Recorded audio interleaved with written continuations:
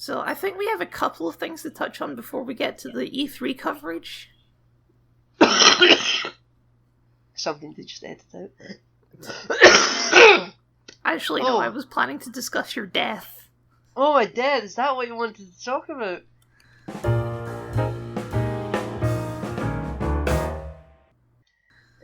Yeah.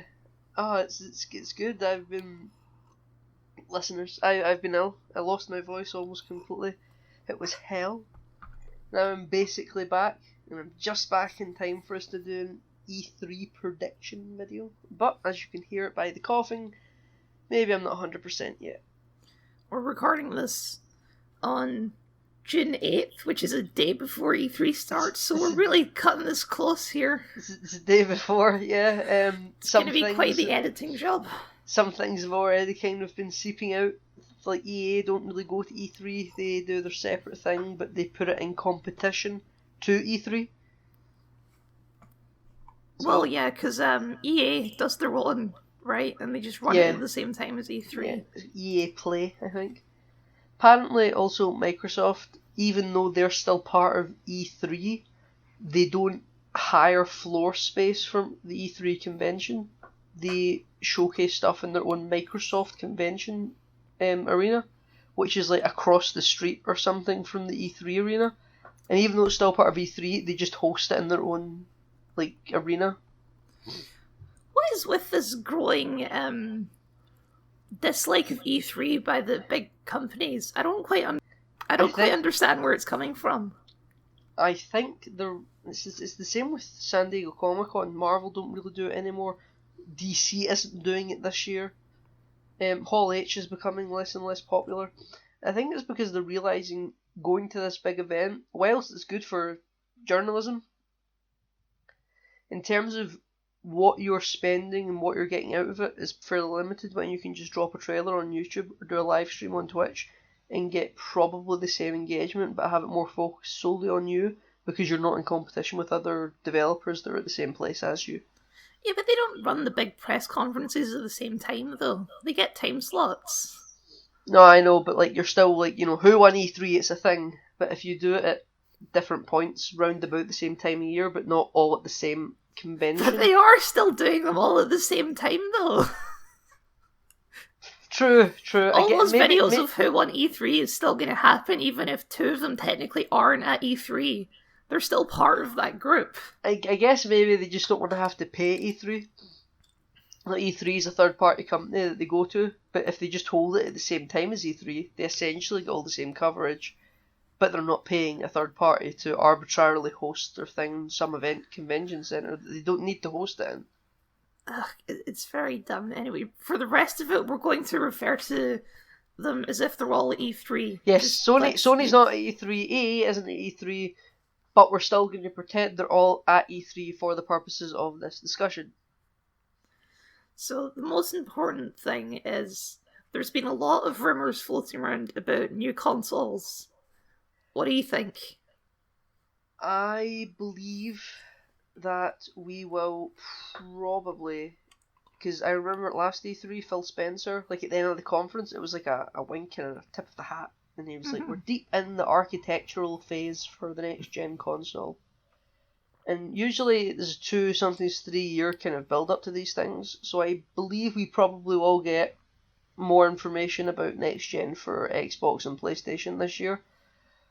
But I think probably we might get a name. We will not see like a prototype on the stage. They won't show that yet because it will look probably monstrous right now. We won't get a release date. It'll drop, I think, in between October and December of 2020. Because 2020 is a nice number. It's a nice number. It just works, They could do 2021. I happen to think 2020. And E3 next year is when they might actually, because I don't think they showed the Xbox One at E3. I think they showed it at like a Microsoft press reveal for next gen. Didn't they show it at E3?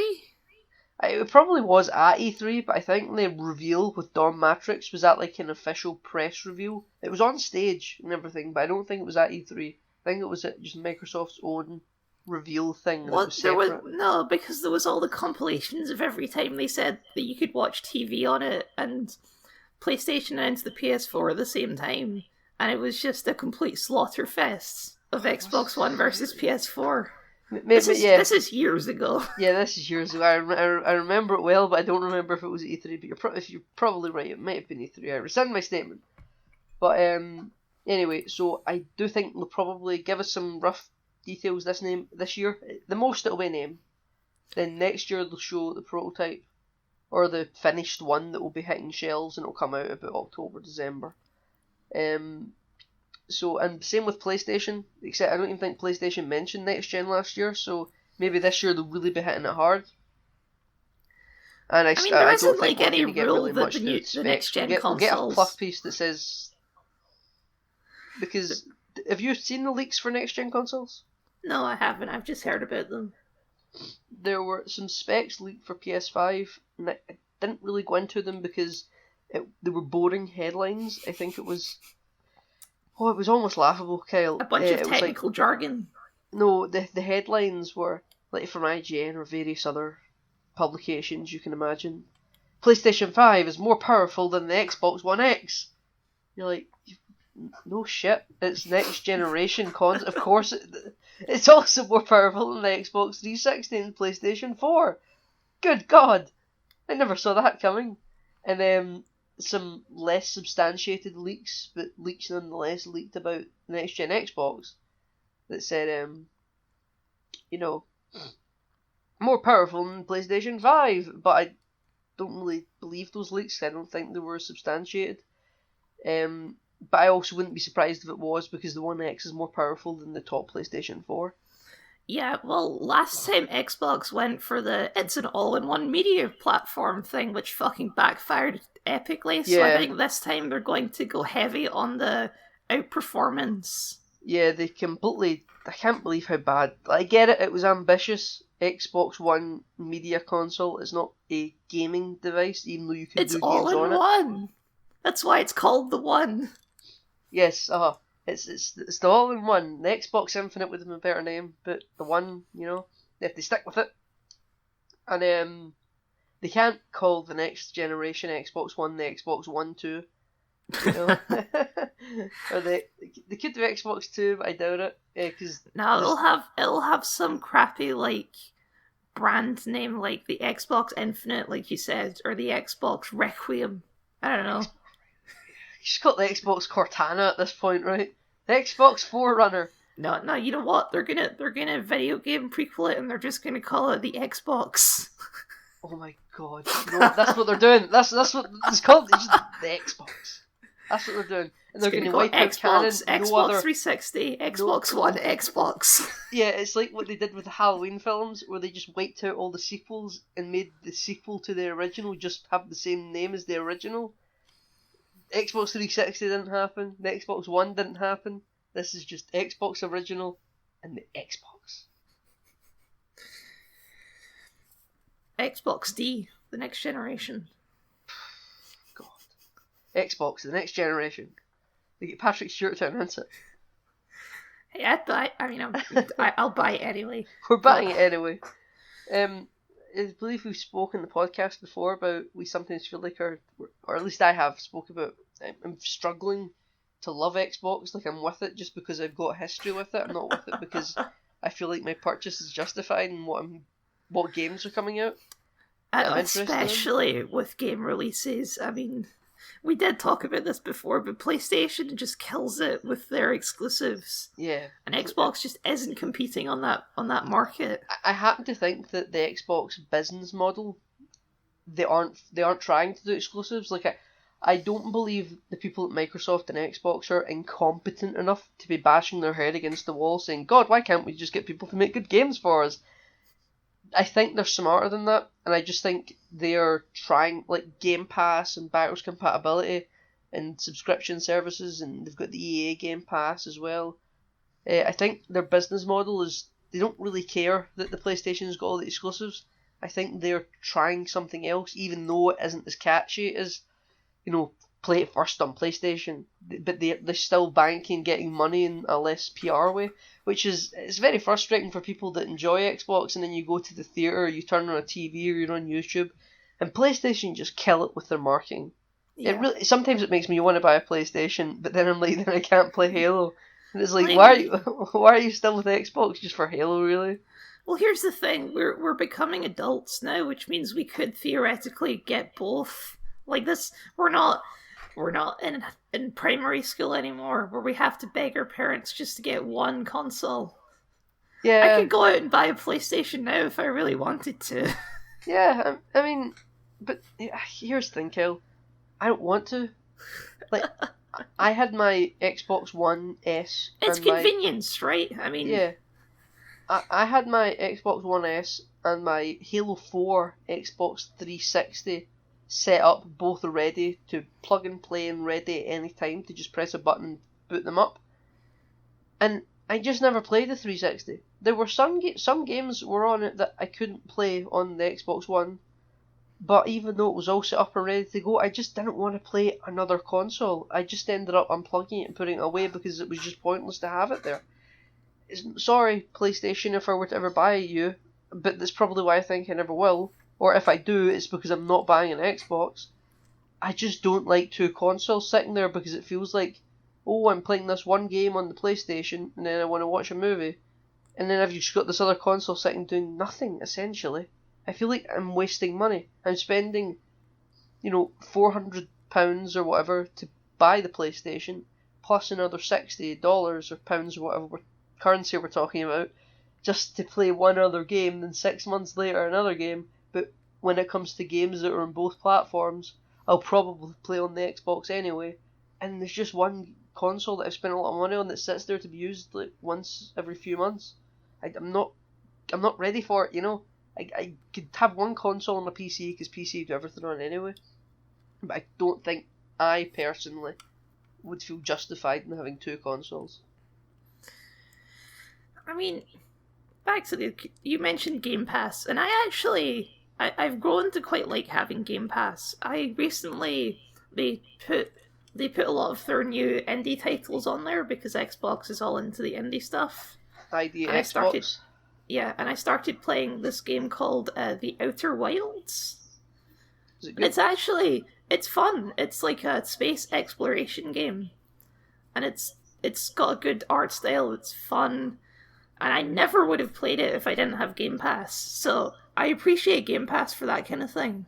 Yeah. But it's just not as sexy as Uncharted 4, you know? It's just not as sexy as Spider-Man. Yeah, exactly. Yeah, like that's where Xbox probably gets a lot of its profits from. It's from developers making indie titles that people are playing by purchasing Game Pass. They must be making profits somewhere, or else it's just not a business model they would continue with. But it isn't as sexy as the VR that is just a commercial thing for PlayStation. Do you think Xbox Uncharted. is going to go into the VR thing? I think next gen will. I've came to that kind of conclusion myself that next gen, maybe not like I think they've completely ditched Kinect. They're done with that, and I have a suspicion that they might force to buy their VR kit with the Xbox purchase. That wouldn't be.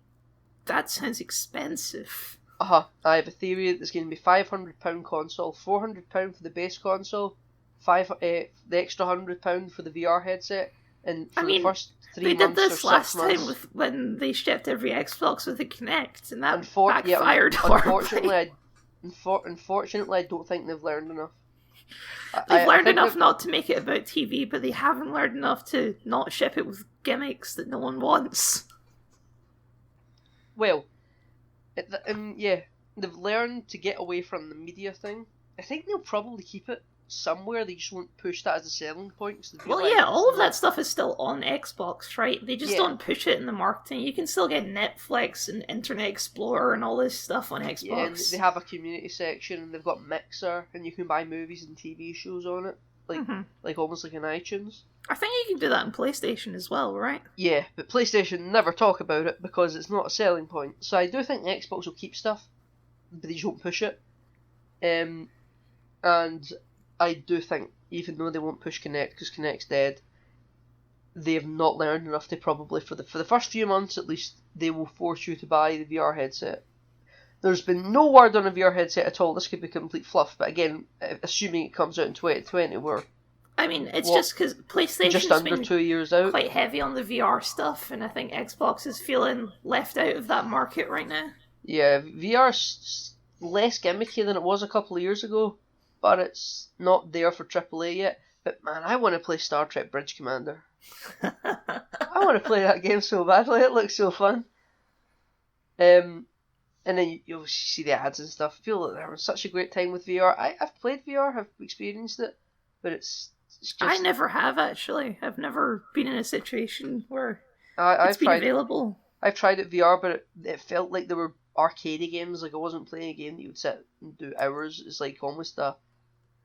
like it's an experience. Yeah, it's an experience. Like a roller coaster or a Jurassic Park game There was a Suicide Squad game I played actually on VR, which is interesting. Where all you do is basically stand in a certain position, pick a Suicide Squad character from the film, and then just stand in the same place and turn around and shoot things that are running at you. You're basically a turret that's just a character. And do you sometimes speak with the voice of Will Smith? Oh, it's not Will Smith, but yeah. No. You speak with the voice of Deadshot by a generic character actor. So games, let's move on to game stuff. Games. So we'll start with something I'm less interested in. A few weeks ago, they released a trailer for Call of Duty Modern Warfare. Ah, Kyle, we're in polar opposite ends of this when you said you're not interested. Okay, I didn't even watch the trailer because I just don't give a shit about Call of Duty anymore. Yeah. But I'm going to make a prediction of what was in the trailer. Right. It was really darkly lit special ops type stuff with a dramatic voiceover. You're 50% right and 50% wrong. There wasn't a dramatic voiceover? There was, but it wasn't dark. Oh, okay. They talked a lot about duty and honour, probably. And how we go dirty so the rest of the world can stay clean. This is it's all I see when I see Call of Duty Modern Warfare is, oh hey, it's a cynical marketing decision. But Kyle, it was Captain Price. Oh boy, so it's not even it's a sequel then. Right, here's the kicker again. I've done my reading and I've looked and saw what people are saying. I am still not clear. Maybe it is clear to lots of people. It's just not working for me. I can't tell if this is not like a remaster of the. Well, they already did that, so yeah, because they did it a couple of years ago exactly. I'm not clear if this is a reboot. Just they're remaking Modern Warfare 1, but they're kind of they're changing the levels. Whether it's a remaster, they keep everything the same, but just make it look prettier. I'm not if they're like re-releasing the game, but they're changing maps, adding maps, they're tweaking things that they couldn't tweak with a remaster because that will be changing things. Or this is Modern Warfare 4. They're probably going to have a story mode in this one, right? Because Battlefield 4 didn't have a story mode, and people didn't like that, at least as far as I can tell. Black Ops 4, you said Battlefield. Oh well, yeah, Black Ops 4. Yeah. So apparently zombies are not in this, which doesn't surprise me. Zombies has been in every Call of Duty game now for years. Yeah, but it was never in the Modern Warfare series, so I can see why they'd want to distance themselves from it. Some of these people making this are the same people that returned from Titanfall. So, because I think the people who made Titanfall were the same people who made the original Modern Warfare games. And they're going for all this legacy stuff, where the people who made the originals are coming back to make this one. And this also doesn't seem like a space advanced robot Call of Duty game. Well, it can't be. It's called Modern Warfare. It'd be kind of cheap if they put a bunch of robot suits in it. Yeah, So, I mean, I bought World War II Call of Duty because I wanted a Call of Duty that was really simplistic. Like, I wanted that game. And people give the game shit for being a bit too simplistic. I enjoyed it. It was cool with all the simplicity. And I thought the story was good, but I hadn't bought a game since the 2014 one, Advanced Warfare. I didn't buy Black Ops 3 or Infinite Warfare or Black Ops 4. I bought the World War II one as like a one-off. And then I think I think the I'm back last with Call of Modern Duty Warfare. game I actually played was Ghosts, Ghosts. which was like the first one launched on the Xbox One, right? Yes, it was the launch one for the Xbox One. I haven't played a Call of Duty game since that one. Well, I'm back for Modern Warfare. Can't lie, I will be purchasing the game. Don't know if I'm gonna do pre-orders and whatnot. I might just buy it when it comes out generically. But you know, sorry, voice. I'm back definitely, but you know we'll see. It could be crap, and it might not match up to the legacy of a Modern Warfare title. And then I will never buy a Call of Duty game again because, unfortunately, the end has come. This is their big chance you're right. Adding Modern Warfare to the title of the game could just be a big money grab because they need to boost profits for a year. Well, it used to be that Black Ops, that was the thing you added to the title that made it like, oh, this is prestige Call of Duty, but now they've run Black Ops into the ground, so it's like, I think Modern Warfare, stick Modern Warfare on it. I think the last really good Call of Duty game, in my opinion, was called Black Ops 2. I fucking love Black Ops 2. Black Ops 2 was great. Yeah, but Black Ops 3 I never played, but everything I watched of it looked very Black Ops 4, I don't care to play it, because again, what I've seen of it looks very Battle Royale, I love Fortnite, but there was one of those things where, we'll just add a Battle Royale. Well, that was the PUBG. thing, right? Because last year at E3, the meme was that everyone's going to announce Battle Royale games, and that didn't really happen. So, do you think that's going to happen this year, or do you think the companies have actually learned their lesson from, like, just don't bother? With the development cycles of certain games, there will be a few. There will be a few Battle Royale not games, but game modes, in my opinion. I would be shocked if Halo Infinite doesn't have a Battle Royale mode. Skipping ahead a bit. Halo Infinite will not have a Battle Royale. I would be very confident in saying that with the development cycle again of the Halo games, because they're like 3 years or something, and I think we'll shoehorn it in there. Yeah, like Fortnite shoehorn Battle Royale. Fortnite wasn't supposed to be a Battle Royale game, though that is all it's known for. It is very easy to just slap Battle Royale into a game. I don't think they're going to do it with Halo. I mean, Halo had that breakout game type in Halo 5 where it was like one life spawns and whatnot. That was in 2015. Mm-hmm. Well, that was close to Battle Royale as you get. In all of their newer games, they've been adding game modes that are like one game per use. Yeah, like Halo life. 4 had Breakout, Halo 5 had Warzone, Halo Wars 2 had Blitz. They keep adding these game modes that are just to sell loot boxes. Yeah, apparently they'll have changed it. I think I've heard people say they said that, right? Yeah, and they're taking, and I actually think for Halo, kind of moving on to Halo now. Mm-hmm. For Halo Infinite, I think we'll probably get like a proper trailer. Like the one we got last year was a pure hidden surprise concept trailer for the engine. I think we'll get a proper trailer and maybe gameplay. I think we might get gameplay. Maybe gameplay, but I think that depends on when they're launching next year. They could pull a big fucking whoop and it's coming out later this year. They could pull a Fallout 4. They could. Yeah, I mean, they did say this game will be launching on Xbox One, which I think if the next gen Xbox comes out next year, that is the same thing done to Halo 4. It will cut the lifespan of Halo Infinite short, because Halo 4 really suffered lifespan wise by launching right before by next being gen. Shit. No, I'm just kidding. Launching just before next gen, like it really cut it. It didn't launch just before. It launched just long enough that it didn't have a release on both. Like a lot of those games at the end of the lifespan, like Assassin's Creed 4 or other games like that, they had a release on both. Yeah, well, Bonnie Ross, who's the head of 343, she has admitted, I think, earlier this year that Halo 4 was supposed to be a launch title in 2013 for Xbox One, but they were forced, I think, because they really wanted a Halo game to come out in 2012 for some reason. They were forced to put it on the 360, and I hope that's not what's happening again, because they're being quite adamant that this back is then, coming out Halo on was Xbox still One. the Xbox moneymaker, and I feel like it's kind of losing that title now. I don't think it is. I just think that they're not releasing Halo games. I mean, I think we're also going to get Fable announced this year. Hot take. we're going to get a whole new Fable game, like not a side Fable game, like a proper balls to the wall follow up to Fable 3 Fable. But That wouldn't surprise me. I mean, still don't think those sales will Fable compete with a Halo Legends, game. is that what it was called? The 5 versus 1 game that flopped? Yeah. That kind of killed the studio, didn't it? There was like a Kinect Fable game at the end of the 360's lifespan. Remember that game? I think you could be right. I would agree with you on that one, that we will see a new Fable. That would be a good Xbox exclusive, like a new Fable hot game. Take, here's Fable, you know? Yeah. I don't know if that classes as a hot take.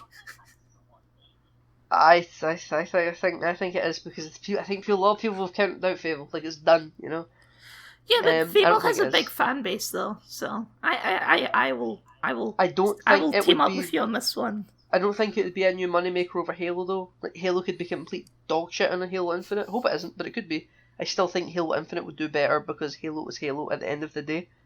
Like Call of Duty can be dog shit, but its sales will still be high. I don't think any Halo games ever sold poorly. Who is still buying Call of Duty games? Who is it? Right, is it the same fanboys?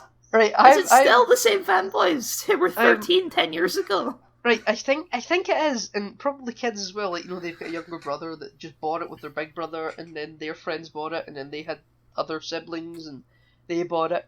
But I have multiple friends that are, you know, in the early 20s, you know, 20, 19 or whatever, and it's your yearly tradition that you buy a Call of Duty game, regardless of the quality of it, but you just more or less know what you're going to get with it, and it's, if no games are coming out but you want to play a new game, you can rely on Call of Duty to give you that kind of fast action FPS experience. It's just, of all the long running game franchises, it's got to be the most creatively bankrupt one, right? Yep. Like, people say Assassin's Creed is running out of ideas, but fucking Call of Duty, they've been cranking out the same game for 10 years. I don't think Assassin's Creed run out of ideas. I think they just fundamentally changed the game, if you will. Well, yeah, I said people say that. I didn't say it was true. Yeah. But Call of Duty, even though Modern Warfare will probably be like a return to old Call of Duty, I don't think it's going to reinvent the wheel. It will still be a Call of Duty game at the end of the day, but there will be no wall running and, you know, specialist packs, or, you know, I don't think there'll be Battle Royale, no zombies. Do you think they'll throw in a mission where you shoot a bunch of innocents in an airport? Oh, I hope so. I want to see the Christian right wing blaming video games. That mission is so tasteless. I mean, I played that game as a kid and I didn't realise the connotations. It's like, wow, there's a mission in that game where you just shoot through an airport. You can skip it. You can skip it, but... I know. And I understand why you can skip it now. But... I always thought growing up as a kid, in every Call of Duty game, it's just tradition. There will be one mission that is quite questionable, and I think it started with Modern Warfare 2, where every time you start playing the campaign for the first time, you get a little pop-up that says there is going to be one mission in this game that is quite hard-hitting, and right now we will give you the option to skip it's become like a marketing ploy now at this point. It's like, how edgy can we be? I don't think the last couple of Call of Duty games had a campaign. World War 2 did, but Black Ops 3 didn't, or did it? Black Ops 4 did. I think Black Ops 3 did, but I don't think Black Ops 4 didn't. Infinite Warfare didn't, I don't think. Or did it? That was the one that was the most disliked video game trailer in history or something. I mean, I can't remember what it was now, but I'm sure the first Modern Warfare had some controversial thing in it. There's one where a nuke gets blown up in an American city, and you watch it happen. That's the first Modern Warfare. I thought of Modern Warfare 3. I remember a big nuke going off in Modern Warfare 3. It happens in Modern Warfare 3 as well, when they show the Eiffel Tower falling down and stuff. But... That was a great mission. That really felt like I was in a Michael Bay film. I vividly remember the Eiffel Tower falling down, and like I was looking at I think you're sitting in the back of a truck or something, you're on a bridge, and you just look at you see, oh, it's great. I remember that being quite viscerally, this is great. It's like the freight elevator in Halo 3. ODST. Yeah. The hard-hitting freight elevator that crashed to the ground. Even though it already crashed, and it's a bit of a weird plot hole, but whatever. That's where we're Halo 5 ODST 2. Oh my god! Do you know? I would scream and yell and be like very happy about that. It's never gonna happen, but no, I actually I kind of got sidetracked when I was going to say this, but Halo Infinite will probably get a substantial trailer. I don't really think we'll get gameplay. I think I'm putting money on gameplay because they're so adamant that this will launch on Xbox One. Either they were lying, or it will come out on next gen and Xbox One, or the next gen Xbox isn't launching to 2021 and it'll have a full 2-year lifespan, which is still cutting it short because Halo usually is a 3-year lifespan. But I think we're actually going to get a lot of MCC stuff. What on earth do you think we're going to get? I mean, I know they announced PC and Halo Reach and stuff, but do you think they're going to announce more than that? But I think they're going to show stuff. Like they actually did a stream, I think, earlier this week where they played through one of the Halo Reach missions on PC, and it was all 4K and blah blah. The only thing was, they said they were playing it in 4K. The stream wasn't in 4K. they were like, trust us, we are playing this in full 60 FPS 4K, you know. And people just had to simply believe them. And they were playing Reach on and it was for the Insider program, or whatever. It was for beta testers to go in, and they showed you all on the Steam UI and clicking it and loading up. And all it had was like exit the game and play campaign, and the only campaign they had was Halo Reach. Yeah. But I think they're going to show like a new trailer with Halo Reach and Halo 1 and 2 and 3 and 4 and the ODST all for PC. Like it'll be a big PC push on the Xbox conference, ironically. I can see them doing that, but then the reaction from me would be like, yeah, no shit, we already know all of this. Yeah, I know, but I do agree. They'll have like a big like not fan servicey, but like a big showmanshipy bit. Yeah. It's like Halo MCC. We're still beating that dead horse. I think they deserve a lot of credit, to be honest, for what they're doing with MCC. Like they really fucked up with that game. Like really did. And I sometimes went back to MCC, and you try and get a game, you do find people that still has a community, and it is quite fun. I can't lie, it is for me quite fun playing the Halo 2 matchmaking. But it's admirable to me that they're still trying to fix it and they're adding stuff. If they had just taken the L and left Halo MCC when it launched, they might have fixed the patch updates, but did nothing substantial. We wouldn't have ODST, and we wouldn't have Reach on it, and it's a big value for money now. It's like, what is it? 6 games? Yeah, Halo 4, Halo Reach, Halo 3 ODST, Halo 3, Halo 2, Halo 1. It's great value for money. It's and they're still trying to fix it, and it kind of does run well now. I think the campaign's still a bit laggy for matchmaking, but I mean the multiplayer I think works quite well. It's just you need to get more people to play it, and I think with coming to PC, because the PC community went apeshit when that was announced. Because I know Halo gets a lot of kind of blah blah blah. Halo 5 was divisive, and they haven't released a good Halo game for years, and it's Xbox exclusive, and Xbox aren't doing really anything good. But a lot of PC fans still really love Halo, so I think MCC will get a big push at E3 this year. Even though we want to see a lot of Halo Infinite stuff, I think MCC will be their big thing, and then next year is when they'll really, really push Halo Infinite.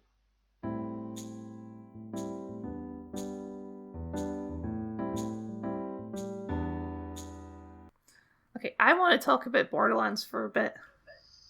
Oh, big oof, right. How much Borderlands 3 stuff do you think we're getting this year? Well, they've already revealed a whole bunch of Borderlands 3, especially, I think it was PAX, they had the gameplay reveal event and stuff. Yep. So they only revealed the gameplay for 2 of the 4 characters there, so they're probably going to show the other 2 characters. And heavily rumored / leaked is that they're releasing a tie-in DLC for Borderlands 2, which is pretty cool. A whole new DLC for Borderlands 2. Yeah, and including it, they've got a name and everything. It's being completely leaked and like all over the place. They're going to reveal a DLC possibly tomorrow for Borderlands 2 as like hey, we did a thing, and it's called Commander Lilith and the Defensive Sanctuary. Does that mean I bought the Handsome Collection with all the things for like £10 and it's so much content and they still want me to spend more money? No, I think it's supposed to be free. Oh, I was actually kind of prepared to still buy it, but free. I would absolutely buy it, but it has been rumored to be free. For a moment, I was surprised that they're not just releasing it on the pre-sequel, because it was the more recent game. But then chronologically, Borderlands 2 does come last. So Also, Borderlands 2 is more universally loved than the pre-sequel. The pre-sequel is quite divisive. more people do also own the Borderlands 2. I think less people bought the pre-sequel. Well, I think it's also been said that this won't be on past gen. It'll just be on next gen consoles, this DLC, because basically with the amount of DLC content on Borderlands 2, they were kind of pushing the limits that you could get away with on Xbox 360 and PS3. On the 360 and the PS3, does both of those platforms have all the DLC for the respective Borderlands games to date? Yes. And then for this DLC, they've just completely abandoned 360 and the PS3. And yes, and to be honest, that doesn't surprise me all that much. Like, you're going to release a DLC on the 360? Really? I think it would be interesting, because to be fair, those platforms are still supported. Like, if I went on my 360, I know I said I disconnected my 360, but before I disconnected it, I went on it and I updated it all to play an old game for one-off, and like, it was still completely supported and updated. Their ads in the main menu were for like Bohemian Rhapsody and stuff. So to say that it would be on 360, I think it would sell poorly. Like, everyone's upgraded by now, so it might be for those 5 Borderlands fans that never bought next gen, but they would need to play Borderlands 3. But I think it would be a nice niche thing if you did it for past gen. But, you know, it doesn't affect us because we would be buying next gen anyway. On a similar note to Borderlands, last year they announced The Outer Worlds. Was yes. that Xbox that they announced that game? That was Xbox. I reckon we're going to see more from that this E3. I think it's going to be one of the 14 Xbox titles. Was it an Xbox exclusive? I don't know if it was. I don't think it was exclusive, but I think it was their first Xbox. Yeah. So I think they're going to go more into that, especially because everyone hates Bethesda now. It's like a thing.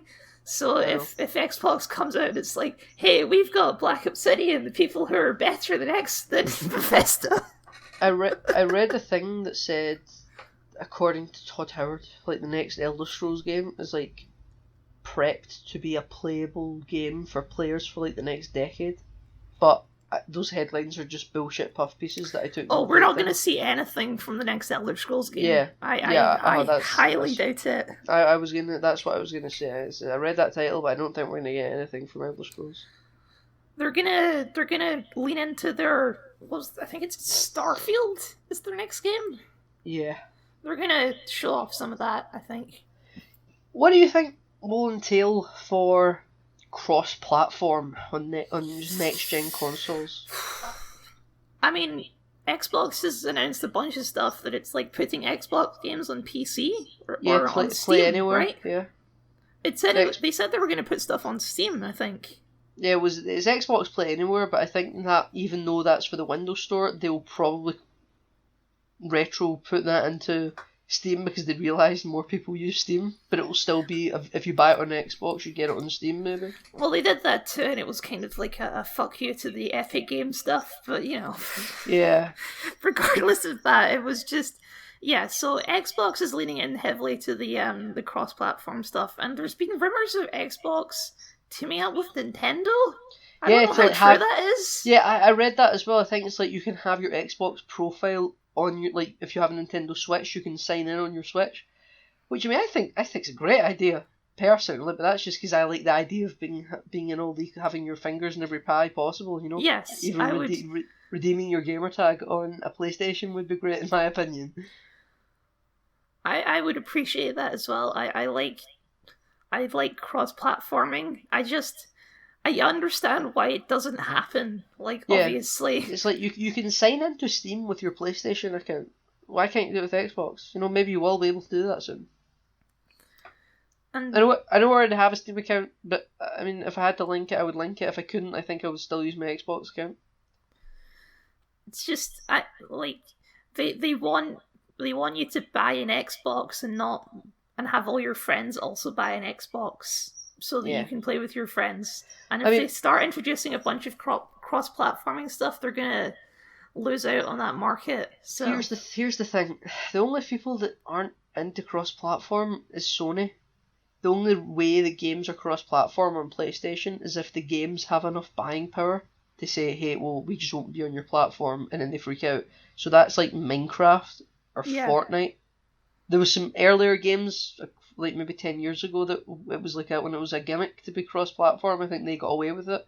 But if Uncharted said, hey, we want to be cross-platform, I know it's exclusive anyway, but if it wasn't, they would say no, like you're staying exclusive. And I read a thing that said even though Modern Warfare, I think it's a play first on PlayStation, which I hate. I hate games. It's Activision, right? They have a thing with PlayStation. It used to be with Xbox. It's like how Assassin's Creed used to be with PlayStation, but now they're with Xbox. But apparently the new Call of Duty is cross-platform ready, and I think Xbox will probably be okay with that. I doubt it'd be on Nintendo, but if it were, they'd be okay with it. PC would be fine. Well, you say that, but they just put Central on the Switch, so. Well, right, okay. Well, maybe it will be. Steam will probably be fine with having it cross-platform ready, and the only holdouts are PlayStation, and I think even though Call of Duty is big, it's not big enough. It's like a internet sensation that everyone's raving about to demand cross-platform on PlayStation. Everyone else play together, and PlayStation's the redheaded stepchild doesn't get to join the table because Sony doesn't want them to. That could, if things keep going that direction, that could end up biting Sony in the backside, though. Yeah, I agree. I think cross-platform should just be a thing. I guess the certain games where it isn't practical, but I think cross-platform should be a thing. Keep exclusives. If you're going to insist on having some reason to buy a platform, fine, keep your exclusives. But what's the big deal? Let Xbox and PlayStation people play each other in Call of Duty or Halo. Well, not Halo, isn't exclusive, but your generic games that are on both platforms. Let GTA people on PlayStation play with GTA people on Xbox. I agree. Let's all play together. End the console wars forever. Oh, goody console wars. So you mentioned Assassin's Creed, and there has been rumours of Assassin's Creed. Obviously, we'll get a new Assassin's Creed game at the E3. I think that's just required. So the rumours have been that it will be called Assassin's Creed Valhalla, and it will be a Viking game. Oh God! That's what the rumours have been. Vikings aren't known for their assassiny. Well, the thing is, Assassin's Creed Odyssey, fantastic game. It's barely an Assassin's Creed game, but it's great. And I don't know if they're going to keep going in that direction. I have no idea when it will be set, because Vikings, they existed for quite a while. Yeah, so I thought a really interesting part of Assassin's Creed Unity was like the start where like Knights Templar and stuff, and you're like, I think I would love an Assassin's Creed game set in like medieval Britain with like Scotland and England. Great. Assassin's Creed 1 isn't good enough for you. Or Robert the Bruce in the game at all. I'm not saying that because that would be risky. Assassin's Creed 1 is set during the Third Crusade, right? It would be an interesting time. Nah. I want to see Christian Crusaders going to war in France and Scottish rebels. That's the other thing with that I really liked about Odyssey and Origins, which is they proved that they can do these games without having. Some people miss the climbing on tall buildings, but the environments in Odyssey especially are so gorgeous that you don't really mind the lack of buildings. It's like the game is so pretty. Not much verticality. There is still verticality, just not buildings. There's hillsides and stuff like that, and it's just so gorgeous to just ride around on a horse. So they've just used the Assassin's Creed name to sell the game, even though it's nothing to do with Assassin's Creed. I say that. Like story-wise, no, but thematically, it's very Assassin's Creed-y, if you know what I mean. Yes. Like you're still hunting down this order of secret people and killing them. And they're not called Templars. No, and there's there's a family drama that you have to deal with, and it still feels very Assassin's Creed. It just doesn't have assassins and Templars in it. It's like Star Wars with no Empire and Rebels, the First Order and Resistance. Kind of, yeah. So anyway, I love Odyssey. Apart from the ending fucking sucks, but everything else is great. Link to Kyle's video where he complains. It's so bad. I need to go back and play the DLC. Oh, they have still DLC for that game you haven't played yet? Yeah, they did 2 big DLC packs. The first one was like Legacy of the First Blade, which is like the first hidden blade in existence, or something like that. Yeah. And that's like their more realistic DLC, and then the other DLC is the Fate of Atlantis, where you fight like gods and shit, and that's their more like out there. That's their Tyranny of King Washington DLC. Call me crazy, Kyle, and I know technically some EA Play stuff's going on today, so maybe there'll be nothing tomorrow, and this will just sound completely redundant. But I think a wee bit that we might get a little teaser trailer for another Mass Effect game. Okay, I did have speculation on BioWare here on my notes, but it wasn't a new Mass Effect game. I think it's too soon after I was going to call it Destiny. Anthem. It's too soon after Anthem for them to announce a new game. But I do think that since Anthem was such a fucking failure, I forgot all about Anthem, to be honest. Exactly. They're going to announce a remastered trilogy of Mass Effect 1, 2, and 3. Oh, big thing. Oh, this good, Kyle. That's an even better idea than a new Mass Effect game. Yes, because people are mad at BioWare right now, and they're going to try and win some hearts and minds by saying, here's Mass Effect 1, 2, and 3 remastered. I don't know if they'll do actual graphics. Will they do a Halo 2 remaster, or will they do like a Halo 3 remaster? Would they just update the frame rate and whatnot, or change all the cutscenes? Mass Effect 2 and 3 are only getting a Halo 3. Mass Effect 1 might get more. I'm not sure. I won't put money on that, but it might. Because Mass Effect 1 looks really fucking old and it plays terribly. It plays, yeah, but even then, the whole concept of the remasters is they just don't change the gameplay, they just make everything look prettier. Well, yeah, they'd have to do remakes in order to do that, which it's not unheard of. It's crazy to me that more games don't get remade. It happens quite rarely. Which is why I kind of think that the new Modern Warfare might be just a remake of the first one. It could be Modern Warfare 4, but the title's confusing me. I think THQ Nordic released a trailer yesterday for Kill All Humans, a remake of a game I've never played before. Oh, yeah. They're the ones that did a Q&A on 9gag, right? Or 8chan. Or one of those horrible sites. I don't know. I think it was THQ Nordic that did a Q&A on 8chan. Which was, that would have went well. It didn't. It's just a bad idea. Anyway, yeah, people like remakes. People will buy remakes. Yeah. Like the Resident Evil 2 remake did pretty well, I think. That's going to be the whole ethos of the next gen consoles. They're not making new games. They're just remaking everything. Remakes. Over the last 30 years of video games, we're going to get a remake of E.T., Kyle. We're going to get a remake of Borderlands 1. It's going to be in super high 4K pixels. Yeah. They're going to remake everything. We're going to get like one original title like every 3 months, and everything else is just remakes. So that brings up, not remakes, but I just wanted to. Recently, Bungie bought its freedom.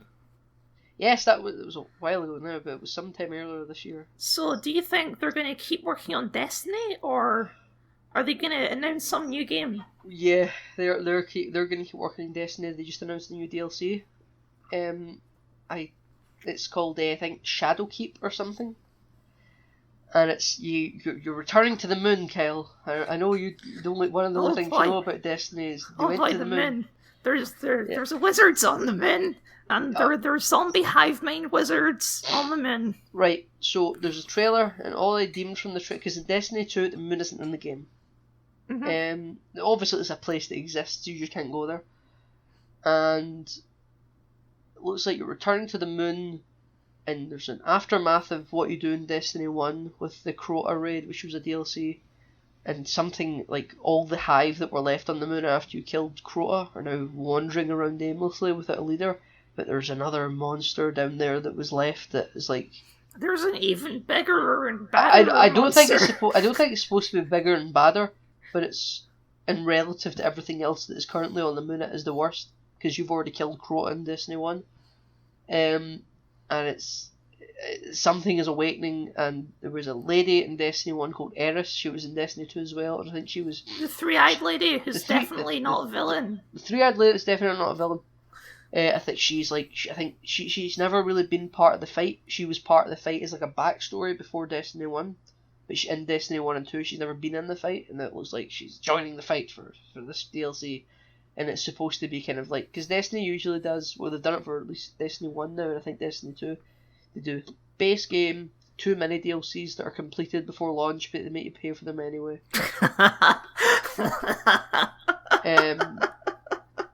Then they do one big DLC that's halfway through the game's lifespan, and then kind of in the twilight days of the game's lifespan, they do another big DLC that's just the same size as the middle one. And with each of those updates, it kind of changes quite a bit of the game because they've learned things since launch. Though the 2 mini DLCs that were completed before launch don't change anything because they were completed before launch. We've explained before that I don't like Destiny, haven't we? Yes, I think you have. But in that thing, they open, you know, they fucking did, Kyle, in their stream. What? They basically openly admitted they've just been talking a load of shit when they were with Activision. Basically, they were just we've always been. I'm quite a shill to believe people, but I really felt lied to. They said, yeah, we've always tried to hide away from the MMO business model because people associate that with subscriptions and stuff. And I'm pretty sure they fucking released the season pass with Destiny 2, so I don't know what they're talking about hiding away from subscriptions. You had a subscription. And we're just fully embracing that Destiny is basically now an MMO. And the thing we're going to be really working on with this DLC is the RPG element that has been quite lacking in Destiny 2. Which, I don't know if it's been lacking as much as, like, in relative to Destiny 1. But they're really trying to play up the RPG element with this new DLC, I think. And they're trying to say, no, this game basically is an MMO, but there isn't mass subscriptions where you keep needing to pay monthly or whatever.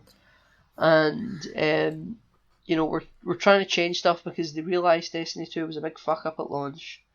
And they're going to continue It wasn't as big a fuck up as Destiny 1 at launch. I think that's only because people knew what to expect. I don't think Destiny 1 was a fuck up at launch. It was just a bucket of cold water in your face to what the game actually was. Like, the game wasn't broken. It was what it was meant to be. What it was meant to be was nothing like what they had promised. But by the time they had changed everything at the end of Destiny 1, I think Destiny 1 was a pretty good game. But at the end of it, Destiny 2 tried to be better, but it ended up halfway through with their mid-game DLC Forsaken, which I never bought because I was done by that point. I played the 2 mini DLCs and washed my hands. But Cade 6 though. I don't give a fuck. He's dead. I don't give a fuck. I didn't realise that. I thought you were still on the Destiny hype train. I don't give a fuck. I'm not buying the new one. I'm not buying this new DLC. I'm not buying Destiny 3. Fuck 'em. Wow. This must be glorious for you to hear because this has been this been a big discussion for us for a long time. And then with Destiny 2, they basically just fucked it, and then with their mid-tier DLC, they went back and changed everything for it to be more like Destiny 1. Not completely like Destiny 1, but basically like Destiny 1. They're definitely continuing the Destiny title now that they're free from Activision, because if they weren't going to continue the Destiny title, they wouldn't have taken taken it with them. They would have left it with Activision like they left Halo with Microsoft. Like they left Halo. Yeah. So, I don't know. I think they think there's still a lot more, because the thing with Destiny is it has its players. It has a dedicated fandom, yeah. Yeah, it doesn't have high turnover rate. It has people, and that's it. Some people will join, some people will leave, but more or less it's like choppy waves. Yeah. Everything kind of levels out. So, like, when I left, someone else joined, and then someone else left, someone else joined, but there's never a big surge of players joining, and there's never a big surge of players leaving. Mm-hmm. Well, I So imagine there was a massive surge around Destiny 1 downwards, and then after that it kind of just leveled out. Yes, but again, I think a lot of people did come back to Destiny 1. Because I left Destiny at launch. People might forget now, but I left Destiny 1 a few weeks after launch. I think you played it longer than I did. I did, yeah. I left then I came just back before to it and I was hooked. I left just before the raid came out. After, because I didn't have enough friends left who were playing it to do the raids. Well, I left. I left, and then by the time I came back to it, I was hooked from sometime after the first mini DLC through to the end of the second mini DLC in Destiny 2. You know that old meme about games where it's the picture of the burger and it's what games used to be, and it's this big full burger, and the DLC packs are like chips and stuff. Oh yeah, and it's like the cheese and the pickle and the And then for new games, it's a tiny crap burger, and all the DLC is what's in the burger. That's never really out like a blueprint. Yeah, that's never really been true for me, except for Destiny. Destiny's the one game where that meme actually works. Well, I don't know. I typically think that's most DLC, like map packs and stuff. Like I remember you could buy like with Halo and Call of Duty, if you got map packs and stuff, and it would have a cool name, and it'd be like Defiant map pack, Noble map pack. Yeah, Castle and all that. Yeah. And map packs really aren't a thing anymore, are they? Yeah, they get added as free content. That's the thing with microtransactions. Microtransactions get a lot of shit, but it doesn't mean a lot of the time DLC is free.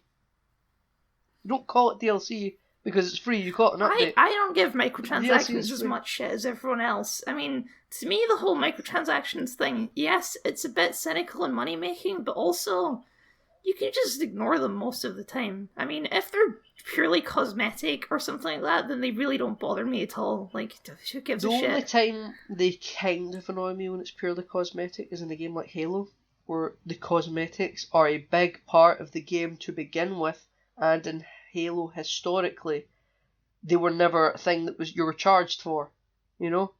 And then they just start essentially. I know you can get in-game credits and buy packs. Yeah, but it's loot boxes. I think the rec system's a mess. I think this E3 we're going to see a big shift away from loot boxes because the cultural opinion of loot boxes has really gone downhill. Yeah, people hate loot boxes. Not necessarily microtransactions, but loot boxes. Loot boxes, especially, people are very cynical of now, and in some countries they're being banned. So yes. Exactly. I feel like I heard someone say that microtransactions are not going to be in Halo Infinite at all, which they said that when they first announced Halo Infinite. Yeah, I watched the guy from Illinois, and you doubt. Press X to doubt or whatever. Press X, I doubt. I doubt there will be no in-game microtransactions in Halo Infinite, and I don't. I mean, well, that's the thing, because immediately are DLCs microtransactions like map packs? No, they were never. I don't know if we had this decision on a podcast, but I explained what I defined as microtransactions a while ago. Well, I think I know what a microtransaction is as well, but back in the day with map packs and stuff for Halo and Call of Duty, we never referred to them as microtransactions. They were just DLC. No, to me, a microtransaction is something where it's worth a very small amount of money and it adds something minimal. It's like a micro thing. If it adds achievements, then it's not a microtransaction. How about that? Achievements, yeah, right. Okay, that's a really good definition actually. So I'm kind of I'm wondering if the next Halo will have microtransactions. It might, because if it doesn't, it will have map packs almost undoubtedly. Well, here's what we learned at PAX with Borderlands, right? Which is the developers don't know how to define microtransactions. Because Randy Pitchford, he came out on the stage and he said the game won't have microtransactions. It does though. It has. What did he... Yeah, you can buy like customization items just like in Borderlands 2. What the hell does he define them as? That's a great question. It's a great question. What does he define as a microtransaction? Maybe he meant loot boxes and didn't quite come out right. Maybe Randy Pitchford is not. He's not the best of CEOs, Let's just say that he's a bit of a controversial figure. Is he as bad as Don Matrix? I don't know who that is. He was the old CEO of Xbox before Phil Spencer came along, and he said games in his press release for Xbox about as much as like he ever did in his entire time being the head, which was like 3 times. He clearly never cared about games. He cared about multimedia.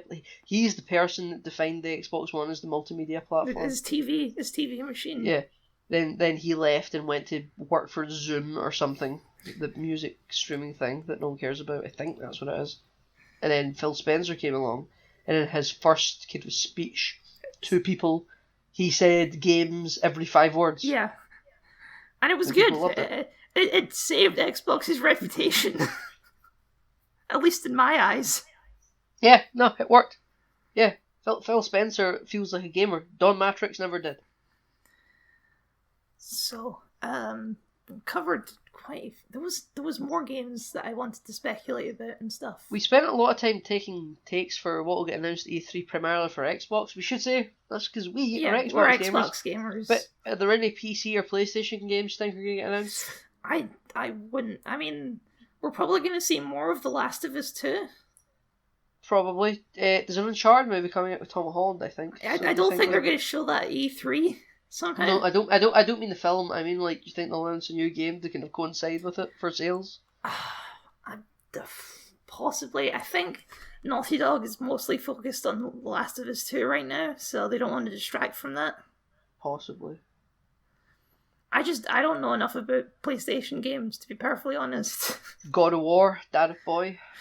Ooh, probably. God of War was a big success. Probably going to see a God of 2. Swiftly back to Xbox. Do you think we'll get a teaser trailer for a new Gears of War game? We got a teaser trailer for a new Gears of War game last year. They're going to show actual gameplay and stuff for Gears. Did we? Well, in that case... You know what? I completely forgot about Gears of War 5. But yeah, they're probably going to show stuff for Gears of War 5 because I guess some people like that franchise. I know a lot of people like Gears of War, and it's just never quite done it for me. I own Gears of War 1 and 2 on my shelf. I've never played Gears of War 2. Hot take, we're going to get a new Forza game. Jesus, you think so? You think that's something they might do? A new racing game on the Xbox? We're probably going to get a new NFL game. I'll have a Warthog in it, a new FIFA game. A new FIFA game, yeah, FIFA 20. With microtransactions to the core. Yep. And there's going to be one guy in the audience that cheers, like always, because E3. Ooh. Yeah, woo! Yeah, because that's what they do. They fill it up with journalists and people that are shills. Yeah. I was going to mention something about For Honor, but then I realised that they've already announced all the stuff for Honor this year. Yeah, people fucking love For Honor. I'm really surprised at all the games that came out that were free that we all got that you stuck to For Honor. I don't know, it just kind of clicked with me. I don't know what else I can tell you. Yeah, I don't dislike For Honor. I think it's a fine game. I'm just surprised that you kept going back to it. So it's a bit like me with Civilization Revolution. I mean, as always, the best things at E3 are the things that you don't expect, right? Yes. No, the shame is, you're always expecting stuff now. Like, I'm never going to get caught out with a mysterious Halo trailer again. No. Well, this is why we're making this podcast, right? It's because predictions are fun. Yeah, they are. Like with Halo, in 2011, they did the teaser trailer for Halo 4, but it wasn't immediately obvious it was Halo 4, but it was kind of obvious. And it's all black, and it's like supposed to be the Master Chief waking up again. You see, like, neurons pulsing. It's red. And you kind of hear Cortana's voice, but it sounds like it's coming from underwater or something. That was kind of too obvious, too quick. 'Cause you heard Cortana. Then there was the Halo 5 one where he's got the poncho on. Why do they keep releasing trailers that have nothing to do with the game? That trailer of him wearing a poncho, he never wears a poncho and walks through the desert. Never wears a poncho and walks through the desert. There was a big Guardian though. Then with Halo Infinite, it's like oh, it's engine mysterious. What is it? I think they just like doing it because they like that bit where the camera zooms out. You see the Chief's helmet. They like that. They like the oh my god, it's Halo. I mean, it is exciting. I've been fooled twice now. I wasn't really fooled with Halo 4, but I was fooled with Halo 5 and with Halo Infinite. Swear to God, with the Halo Infinite trailer, I really thought it was some sort of, like, Zoo Tycoon game or something at first. You thought it was going to be like a new open world Viva Pinata game. Yeah, I mean, it just looked like it was basically just an engine trailer. Yeah, it was just an agent trailer. It's a cool name though, Slipspace. Anyway, for now we've mostly been focusing on things that we think will actually happen and like actual speculation. Why don't we just veer wildly and go into wild speculation? What was We're getting a remake of GoldenEye, Kyle. I mean, that's not super wild, is it? People would love a remake of GoldenEye. I don't think I ever played GoldenEye. I played the less loved sequel, Nightfire. But I never played GoldenEye. Maybe we'll get a new Saints Row. People have been talking about it. I mean, their last game was a fucking failure, so... Yeah, that was Saints Row 4, right? No, Agents of Mayhem. Oh, yeah. It was a total flop. No one played it, so I think they're probably going to try and win some points back with another Saints Row game, although fuck knows where they're going to take the franchise at this point. I think we might get a wee nod of the hat to GTA 6 because there's been some leaks.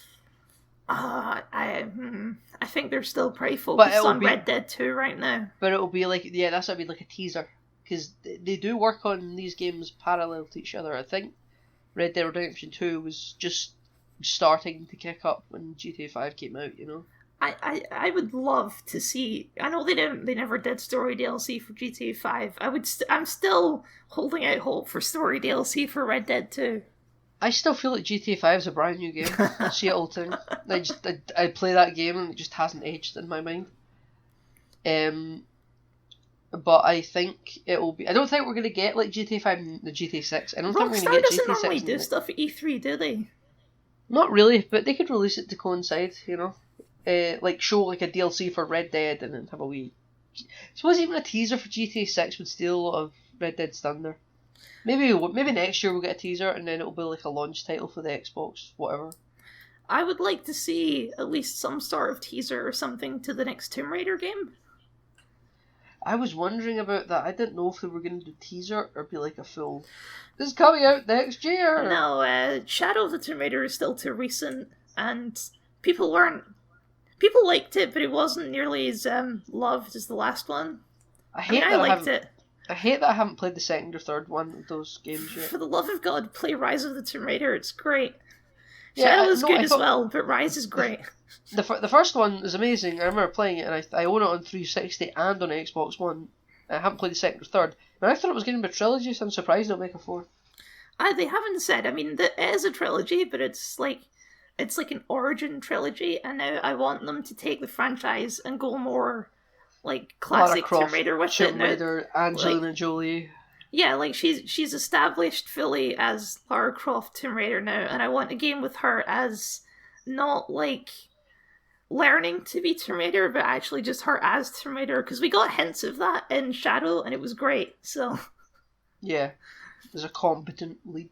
Like there's a scene in Shadow of the Tomb Raider which is reminiscent of the first game where she gets like tackled by a dude, and it's like a fight to the death. And in the first game, that's like a big deal. And in the third game, she just rolls her eyes and stabs him right in the chest. Right, see, that's that's clever. See, that shows growth. I mean, I think a new Tomb Raider would actually work because there has been whispers of a sequel to the Alicia Vikander Tomb Raider film. I watched some of that recently, and it's been held up as the only good video game movie. And I give it my solid review of 4 out of 10. I think it was awful. I give it like a 6.5, 7. But however, that is no longer true anymore, Kel. Because you know it's quite a decent video game movie? Detective Pikachu. Detective Pikachu. It was surprisingly not awful. I guessed the entire plot in the first 20 minutes, by the way. I didn't know anything. I was with a friend, and I leaned over to a friend. They said X, Y, and Z is going to happen. And it all fucking happened in the order I specified, and I didn't know to go in. It was just painted out. It was just so stupidly obvious.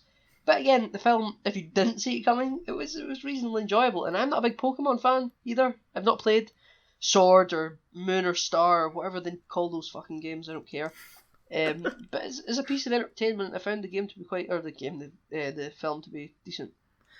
I mean, Pokemon gets kind of a pass though because Pokemon is already like a multimedia franchise. Like it's got anime, it's got games, But got I think comic books. Specifically, Detective Pikachu as a brand was started as a video game. That's true. But you've reminded me of another thing that just got randomly announced before this E3, which is they're making a sequel to Yooka-Laylee. I do not know what that is. It's Yooka-Laylee was the spiritual successor to Banjo-Kazooie. Okay, I know Banjo-Kazooie. And they made Yooka-Laylee. It was the same production company, and it's basically a sequel to Banjo-Kazooie with new characters because they don't own the rights to Banjo-Kazooie. Oh, right, okay, it's one of those games. Yeah. Where it's like, it's the same thing, but it's not the same thing. I never played it. I meant to, but I've just never done it. So yeah, they announced the sequel to Yooka-Laylee just on Twitter yesterday, completely randomly. It's like, why didn't you just fucking save that for 2 days and announce it at E3? Sometimes I think, see the more stuff that gets announced just before E3, it's like, I get a little tingle, because I think, my god, this is, if they are releasing this just before E3, because they want to hit the E3 thunder, but they think, compared to what is actually going to get announced at E3, they'll get steamrolled. Do you think that's what it is? I think there could be some really good stuff coming this year at E3, and they think if we release this during E3, it will just disappear into the noise.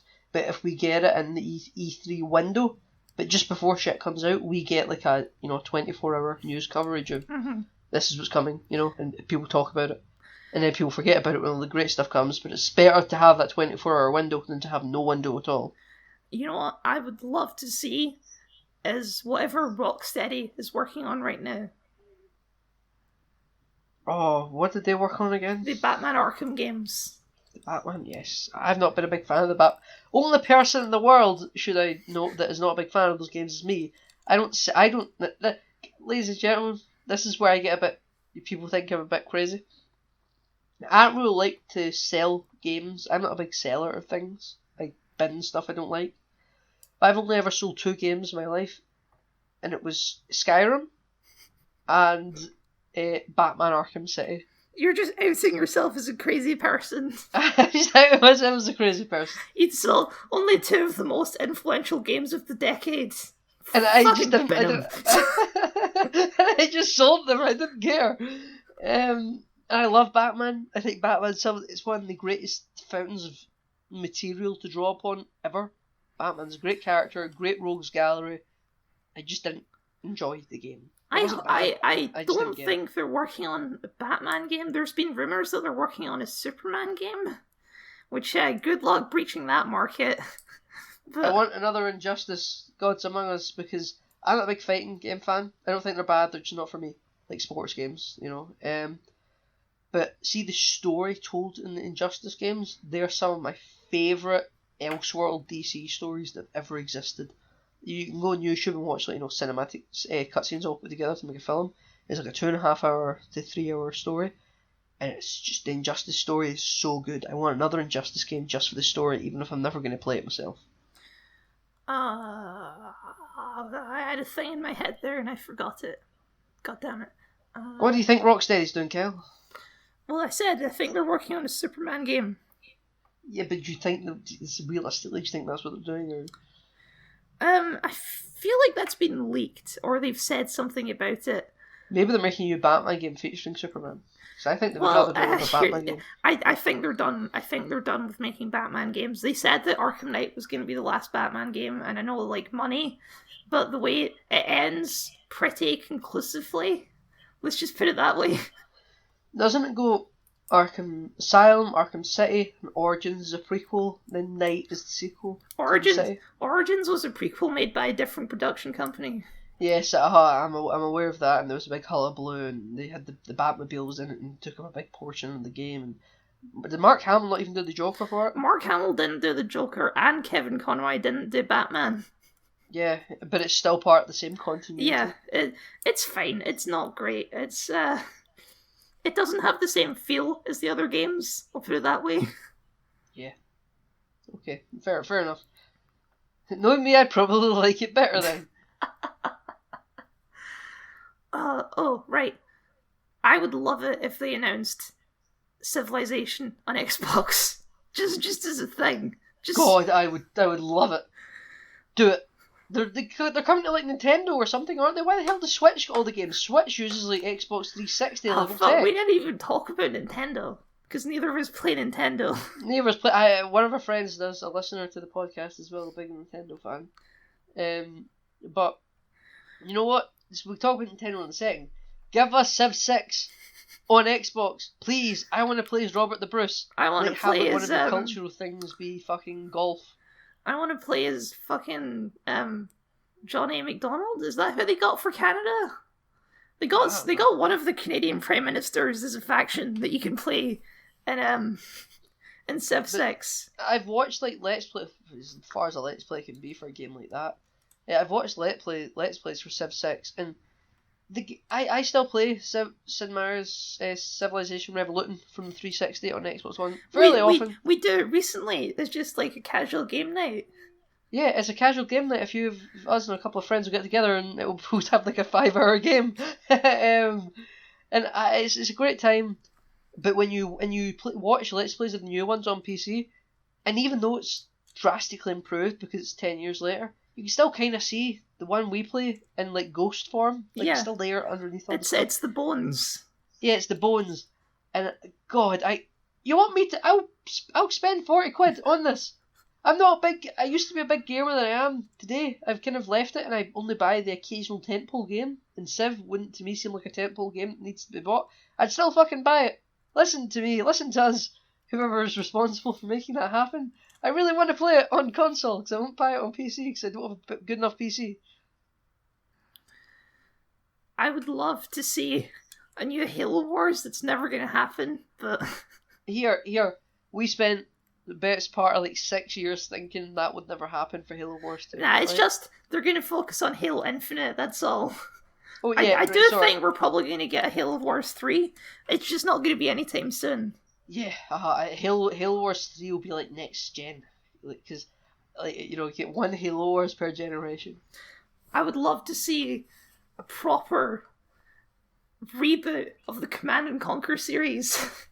Instead of that shitty mobile one. Instead of a shitty mobile game, I want to see an actual Command and Conquer game. Then last year, with that Command and Conquer game, they then did like a pro game tournament live on stage between the two. Yes, they did it Command before and they Conquer announced what the game was. Yeah, they played like a mobile phone pro tournament live on stage for like... And it was the slowest shit ever because it was boring. It was boring and you didn't know what the game was. And it was like, why are you doing this, E3? Are you really... Or EA, that was EA. And it's like, are you really that pressed for announcements? After someone won, they were like, Command and Conquer, da-da-da-da-da, instead of Terminator. But yeah, I recently replayed a childhood classic of mine, Command and Conquer Generals. Still a fucking great game, even though it's 20 years old. You know what we could get? What? Because we're in this weird kind of build your own society, get Sims 5. Sims 5? I can see that happening. I've never played a Sims game my entire life. I might have played Sims 3 at a friend's house. But I got very into Sims 2. I've just never, not because Sims bad, it's just I've never quite got it. I've never had the opportunity to get into it. You don't pivot slightly? Spore 2. I remember Spore. I'd buy the shit out of Spore 2. That was like that to me in my head, my memory serves that as like it was a Go-Go's Crazy Bones video game. No, it's like a game where you make a little alien and then evolve through the ages. So you start off as a cell, and then you're a creature, and then you become a tribe, and then a civilization, and then finally it's space. You explore space. Yeah, it's a fucking great game. But it looks like shit now because it came out ages ago and I want a new one. We'll get a sequel to Kerbal Space Program. That seems more realistic than a sequel to Spore 2, to be honest. A sequel to Spore 2? Is there already a Spore 2? No, yeah, a sequel to Spore. I mean, there is like Spore Galactic Heroes, which is like a Nintendo DS game, so... Yes. Let's get a AAA Club Penguin game. Yes, I'll buy that. I'll buy a join AAA Club Penguin game. AAA Club Penguin game with Nolan North as the polar bear. Yeah, go on. I have another realistic prediction, which is this could be like a big like showstopper one, which is a new Red Faction game. Oh my! Can you insert an audio clip of George Takei? Oh my! I'm on a deadline to edit this. Okay, you're we're not doing any fancy shit on this one. This is a bare bones everything. You edit out my illness and that's it. Yeah. Oh, that would be you get the trailer and then you see someone raise a hammer in that iconic hammer thing, and it says someone thinks that he is raising the cause for communism, and then it says Red Faction, audience cheers. I can absolutely see that happening. What would the title be? We've had Guerrilla, Armageddon. You know exactly what the fucking title will be. It'll be called Red Faction, no subtitle, because this is the world we live in. We're erasing all the names. I'm surprised the new Terminator film has a fucking sub. Like it's called Terminator. They're talking about making one of these companies. I think it's Square Enix is making an Avengers game, right? Yeah. Oh, yes. Good shout, my boy. Yes. Fucking hell. Yeah, they announced like a trailer. And it was like tune in for they put out a poster. It's tune in at E3 for the official. I think it was gameplay or trailer, or maybe it's both. Reveal for the Avengers game, but I don't know if it's an Avengers game in the sense of Marvel Studios Avengers or it's Marvel Comics Avengers. I have no idea. All I've heard is that one of these companies is making an Avengers game.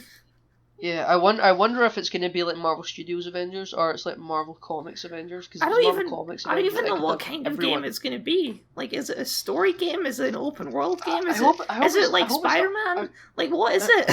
I hope it's not a cartoony fighting game. I think it's going to be a reasonably open world. A bit like Spider-Man. Yeah, I don't think they've already had a Marvel fighting game recently, right? With Marvel vs. Capcom. Yeah. I would kill someone. Speaking back on Nintendo, if they announced a new Ace Attorney game, we're fucking due Ace Attorney 7, man. Yeah, new Ace Attorney. It's great. You should. They released the trilogy on Xbox. You should buy it. It's great. I have no cause for this. Ladies and gentlemen, listening to this, by all means, go ahead, take his advice. I have no experience with these games and I have no way to critique them. I'm just not interested. They're so good! You should get them. Anyway. Ace, turn it low. They've been teasing a Metro game for years now, right? A new Metro? Yeah. This will be when they just announced that it's cancelled. Not Metro, Metroid. Metroid. Astro Boy, the video game. No, it's a lady! I know it's a lady. Plot twist. But, mate, I know they delayed Skull and Bones again. Did they? Yeah. They confirmed that game is gonna be. They're gonna have to announce that game again at this point. Yeah. Everyone's forgotten about it. No, yeah, they. I think it was last week or something. They announced that it's delayed again. That was announced in 2017, 2016 E3. Yeah, that was announced at the same time as Assassin's Creed Origins, right? Yeah. And it was everybody was excited because they just took the naval stuff from AC4, which. It's as old as GTA 5 at this point, and still a great game, but still, to say that they're doing a naval-only version of that game all these years later, pardon the pun, you've almost lost the boat. Well, it's the ship has sailed. Is there some sort of curse tied to pirate games where they just can't be released ever? Because the same thing happened with Sea of Thieves. It was just it never came out, and then it came out and no one liked it. Yeah, no one liked it. So there's nothing to it. Maybe that's what they're trying to do. They're trying to massively rework. So that it isn't like Sea of Thieves. So it isn't like maybe that was it. Maybe they just had a live action Sea of Thieves type game, and then they saw the reaction, and they were like, "Shit, change it all." They showed off gameplay of Skull and Bones at some point, right? Yeah, they showed actual gameplay. Yeah, they still change it. Games have shown gameplay before, and the actual game comes out, and they reworked it. So they had you could pick a different. I don't know if it was customizable captains or you picked a character and you could pick your ship and you could sail around in a fleet and stuff. Yeah. I remember the gameplay; it was interesting. I mean, it looked like Assassin's Creed 4 with friends, Yeah, no. which I was all for, but they still I was haven't all for. they still haven't released it. I'm still technically excited for it, to be honest. Yeah, so am I. It's just, where is it? Yeah, it's delayed this year, so we probably won't get anything. If we do, I'll be surprised. And I think if we don't get anything next E3, I'm gonna write it off as a loss. Even if it still releases, I don't think I'll care. I wonder if they're gonna announce a sequel to Recore. I think I bring it up all the time. We'll get a sequel to Project Spark. That is the obscurest of obscure references. Like 5 people ever will get that. They pushed Project, if I recall, to when they announced the Xbox One, they pushed Project Spark quite heavily at that. Yeah, that was right? like that was like your sandbox, make your own world game that would be. I think it was free with the Xbox One, and I remember the tech demos they showed on stage that they pretended was actually live running gameplay on stage, which it clearly wasn't. And it looked really interesting, and like they could forge a bridge with magic. You would destroy villages and make your own villages, and it looked really interesting.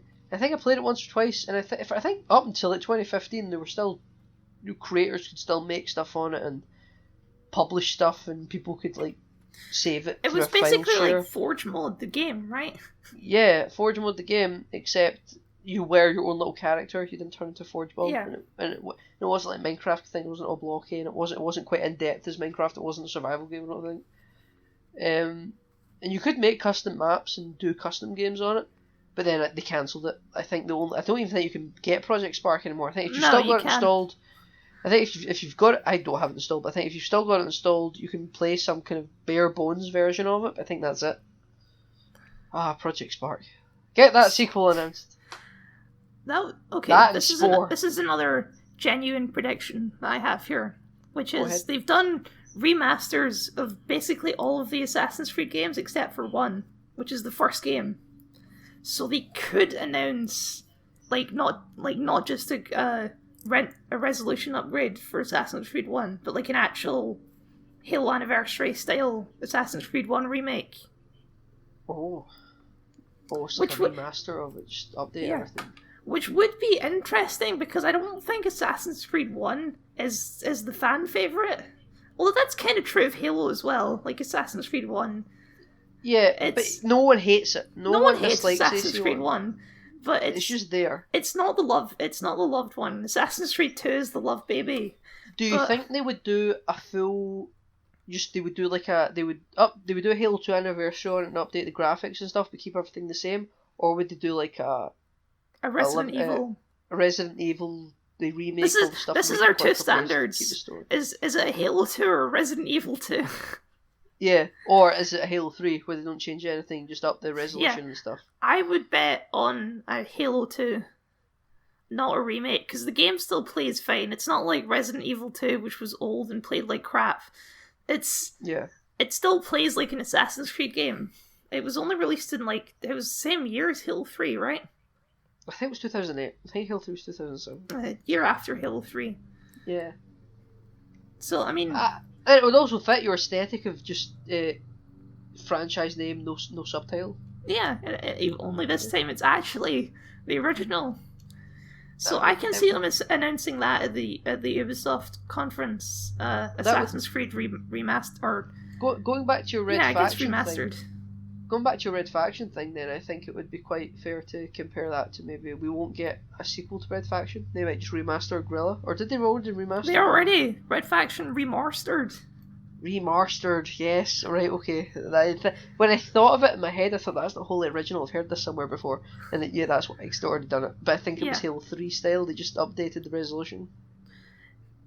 Do you think we're getting a new Battlefield game?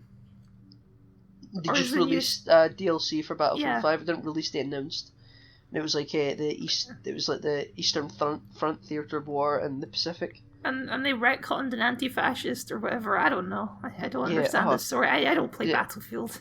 Yeah, I don't play. I think I play the beta for all the Battlefield games, and I have Battlefield 1 because it was Games for Gold. Which Battlefield 1, and it was like only a year and a half old. That's a big take to be Games for Gold, so I couldn't not leave it. I had to at least put it on my ready to install I list. did the same thing, but I've never played it.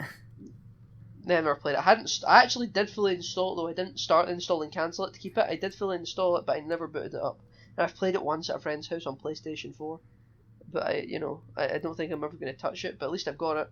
I don't play them. I played Battlefield 5 beta a few times. There's just too much there. Like, if I'm going to play that style of game, I'm always going to play Call of Duty over it.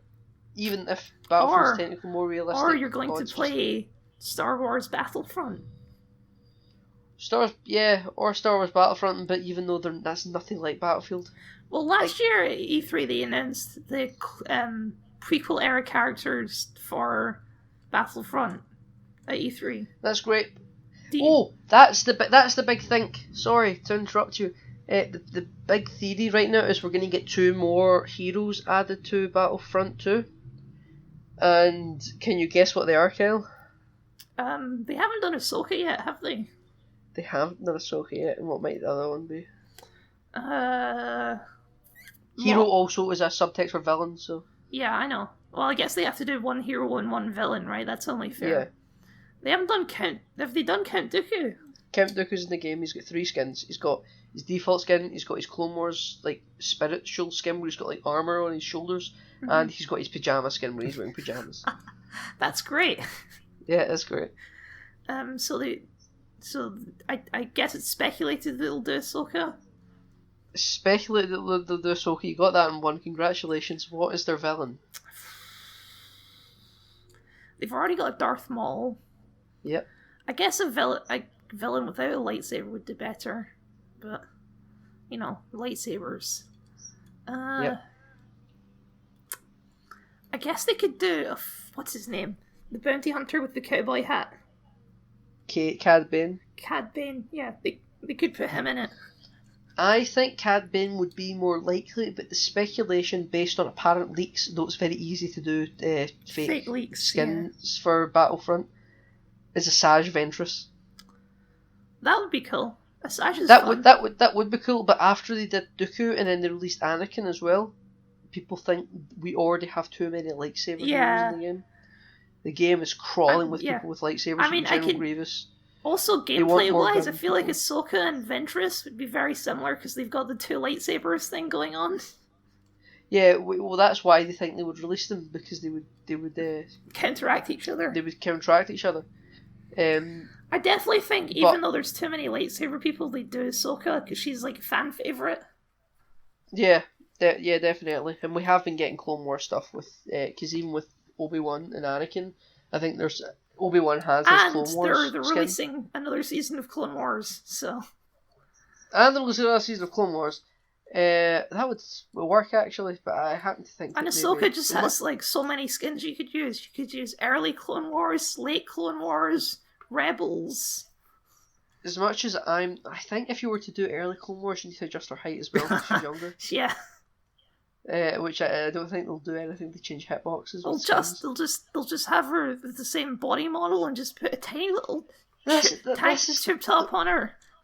This is the one thing with Ahsoka that I think reason they won't do. I think she'll look too weird in photorealism. Yeah, how are they gonna stand next to Ewan McGregor? Like, it was weird seeing Ewan McGregor wearing the animated Clone Wars armor, but you kind of got used to it. I don't think the animated Ahsoka looks like it could be a real person. We don't have a live action Ahsoka yet, though there's speculation that might be Brie Larson. She might be Ahsoka in live action. Why don't they just get the actual actress who plays Ahsoka? Apparently she's not a very good live action actor. She was in Avengers. Gosh. Yeah. But I don't think we're near getting a live action one. No, I did. Yeah. Say that again. The actress who plays Ahsoka was in Avengers. Did you not know this? No, she wasn't. What? She's the waitress that Steve Rogers saves, and there was a deleted scene where he flirts with her. I remember she saves a waitress, but that wasn't actually Eckstein. Yeah, it was. Was it? Yeah. I'm pretty sure. I remember. I'm sure they're two different people. I'll look into it. I'm googling it right now. You Google continue it right on something else. We're doing it live. Fuck it, we'll do it live. So yeah, for Battlefront, we'll probably get that. EA Play just announced, because they're doing it early. They just announced they did their gameplay reveal for Jedi Fallen Order, and it looks promising. It doesn't look like it'll be. It looks better than Battlefront 2's campaign, but I quite like that campaign. It didn't look as good as like Force Unleashed though. That was a great story. I'm so unhyped for Fallen Order, honestly. Yeah, I get it. But you want to know who was in the gameplay reveal, Kyle? It wasn't the gameplay reveal.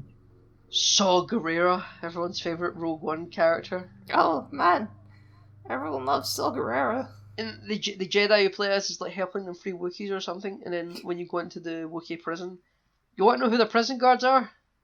Who? The fucking K2SO droids from Rogue One. You know, the big Imperial. They're just assassin pulling out droids all the that we fan never see do service. anything. Like, who are some characters that we Saw could Gerrera. that we could just shove in there that aren't like too big a deal, but people will recognize? Saw Gerrera? Yeah, shove him in there. Saw Gerrera. Is he played by Forrest Whitaker? Well, obviously it was the Forrest Whitaker character model, because obviously he's in the Clone Wars and it doesn't look anything like Forrest Whitaker.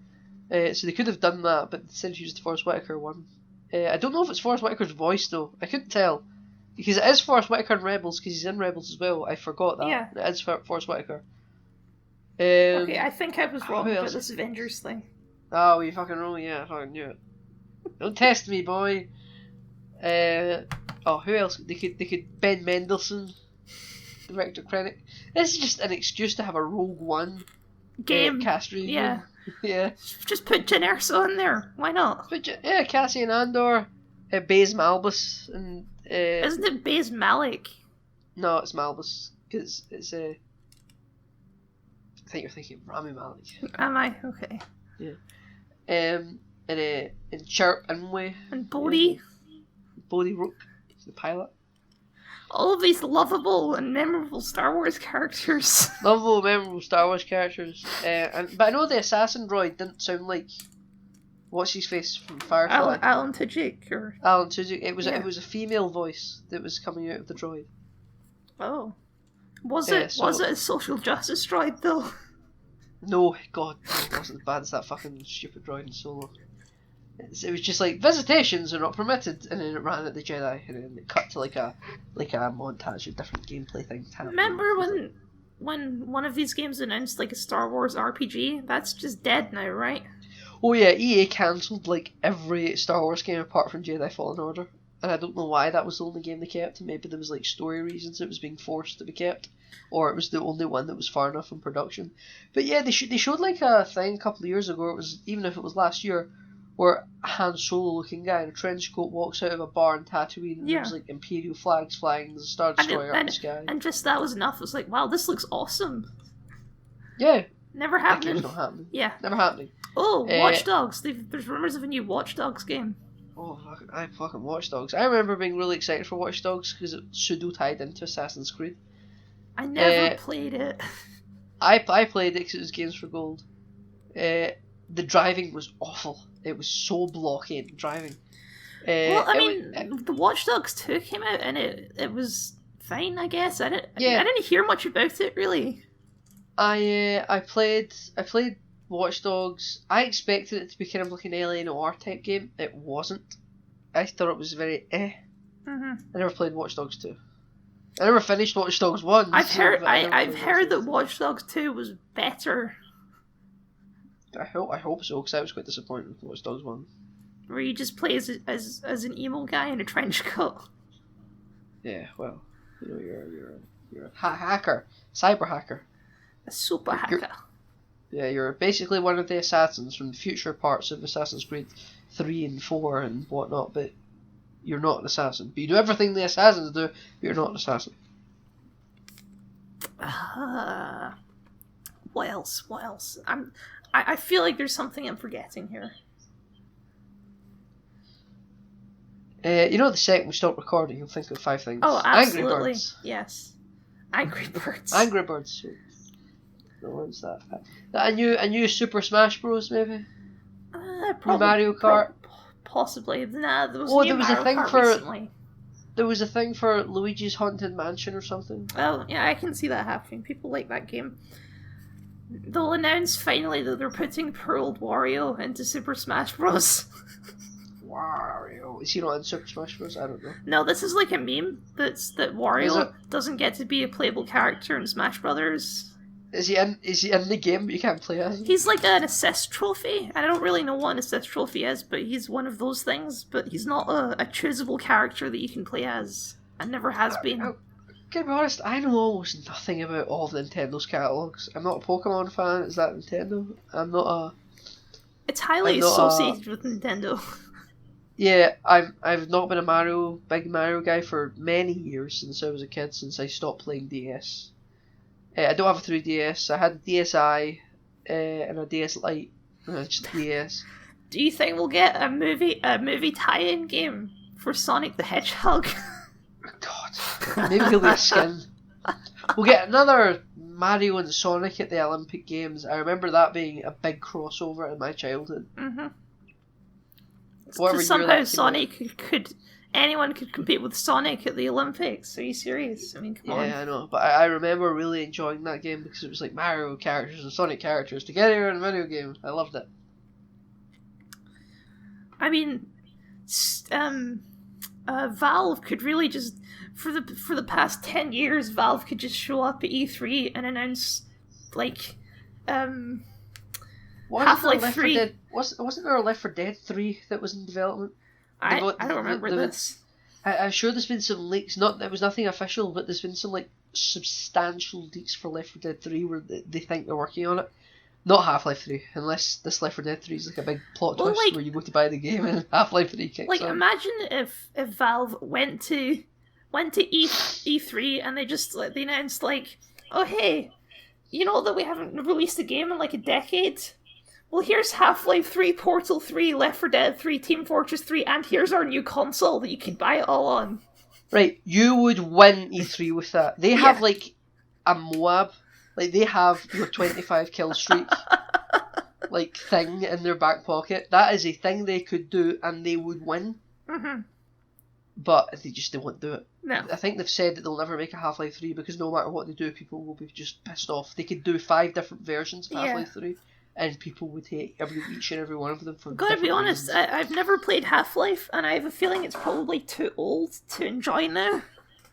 I have played bits and pieces of it. I've watched a Let's Play of it. I've played Portal, loved Portal, and loved Portal never 2. Played Portal. Loved my Team Fortress 2, loved the medic. But yeah, never played Half-Life. I think Team Fortress 2 got I mostly know Half-Life as a meme at this point. Half-Life 3 was not the OG meme. That's like Grumpy Cat and Doze the dog, but they were the first kind of the beginning of viral memes of the month. You know how every month now you've got a different meme. It was one of the Half-Life 3 confirmed was the first one of them. Even though it's all of their games. You know what is fun about the Portal franchise? They keep just shoving it into other games without actually making a new Portal game. What do you mean? Well, they added like Portal to one of these shitty pinball games. Did they? Portal it has a big role in Lego Dimensions. Oh, really? And they also released Bridge Constructor Portal. Is that the game you've been playing recently? I've been seeing you playing a Bridge Constructor game. I've been playing Bridge Constructor. I have now finished What is Bridge Constructor? Tell me. It's a game where you build a bridge. It's really... Is it anything like my Doodle Bridge Flash game? Yes, it's very similar.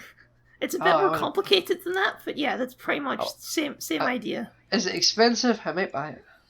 It's like, it was about $10.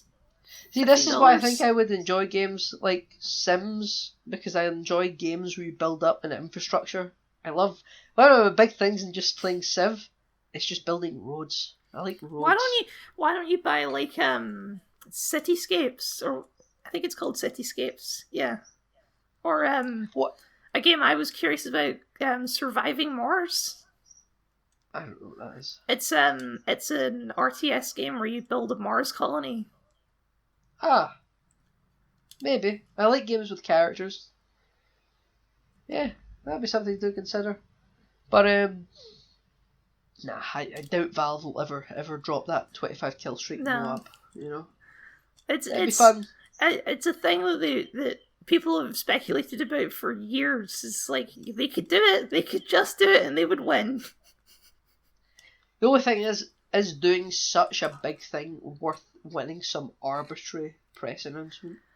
I mean, it's worth money. Yeah, I suppose. But would you buy the Steam? Remember the Steam machine? Would you buy the Steam machine to play Left 4 Dead 3 and Half-Life 3 and Portal 3? I mean, Team Fortress 3. The truth is, Portal 3 is the only one I'd actually be interested in. So. What if when they bring out Half-Life 3, they also release a remastered Half-Life 1 and Half-Life 2? Was Half-Life 2 in 2 parts, like Half-Life 2 Part 1, Half-Life 2 Part 2? It was something. I think at the point they only actually released Half-Life 2 Part 1 or something like that, if I remember correctly. Right, I don't know. It was something like that. Oh, I would be curious, back to Saints Row, if they did a Saints Row remaster. Is Saints Row aged that poorly? Yes. The second one, not so much. The first one looks like shit.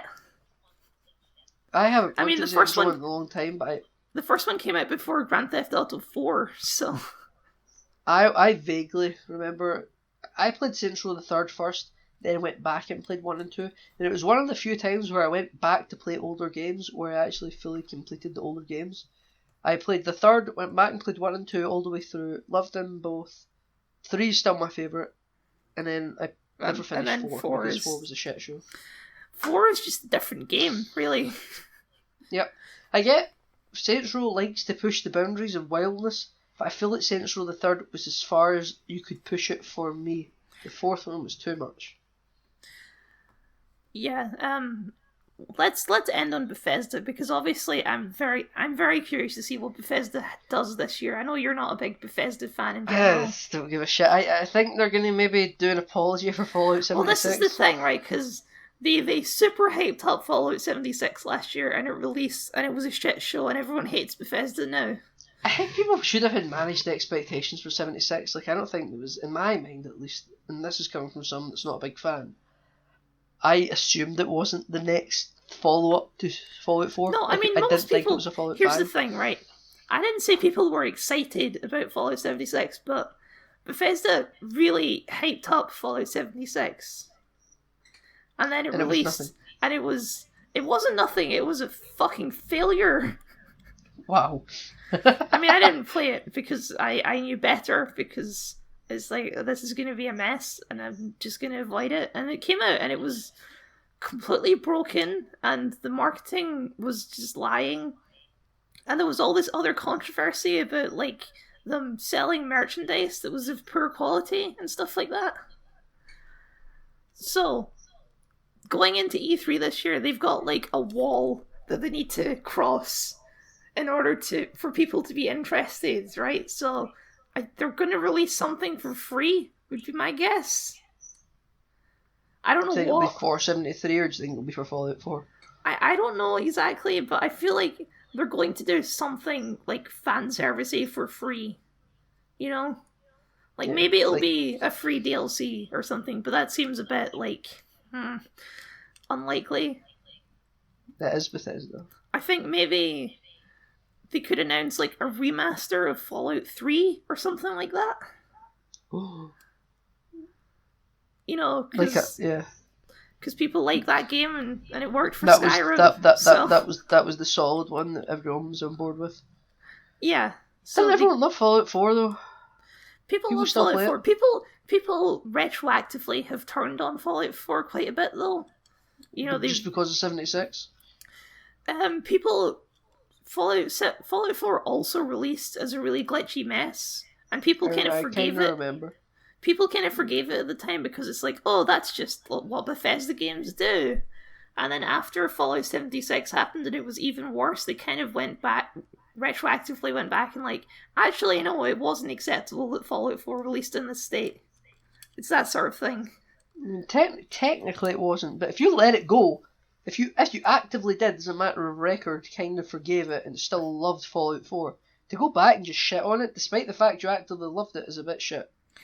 There's other things people don't like about Fallout 4. A lot of Bethesda really, it kind of ignores the RPG elements of Fallout, which annoys a lot of people. Like, people love New Vegas because it goes heavy on the RPG elements, whereas Fallout by Bethesda goes a lot more heavy on the exploration elements, which they do really well. I love just walking around in their games, but that's not what a lot of people play Fallout for, and they think they're taking the franchise in the wrong direction, which is another reason people were very against Fallout 76, because it's like, you're making a Fallout multiplayer game, really?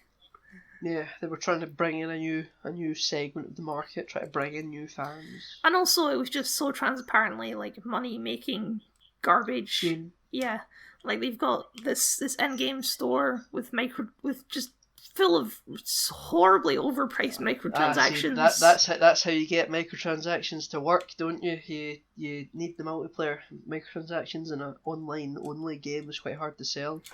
But no, I mean, in a single-player only game it's quite hard to sell, but in online all-the-time game, microtransactions become a lot easier to sell.